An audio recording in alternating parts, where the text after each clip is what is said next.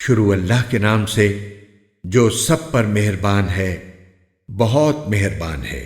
اپنے پروردگار کی تسبیح کرو جس کی شان سب سے اونچی ہے، جس نے سب کچھ پیدا کیا اور ٹھیک ٹھیک بنایا، اور جس نے ہر چیز کو ایک خاص انداز دیا پھر راستہ بتایا، اور جس نے سبز چارہ زمین سے نکالا پھر اسے کالے رنگ کا کوڑا بنا دیا۔